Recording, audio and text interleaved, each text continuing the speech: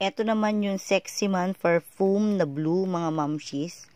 Ayan. So, ganun na ganun din, na iba lang yung kulay ng box dun sa black na in-order ko nung nakaraan. Ayan. So, nag-order po uli ako. Ngayon, open naman natin itong blue at amuyin natin. Kasi yung black, di ba? Sabi ko sa inyo, napakabango. Totoo yun, mga mamshis. Nagustuhan ng mister ko. Kasi mabango siya talaga. So, syempre, in-order ko uli sila. Tsaka panarigalo na to sa Pasko. Open natin.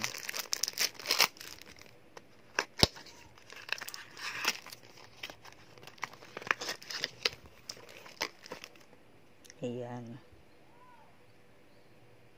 So, yung bottle niya, blue din, mga mamshis. Ang ganda. Yung isa, black na black. Ito naman, ayan o. Makikita nyo, may touch siya ng parang blue-violet. Ayan. So, amuyin din natin kagaya ng black.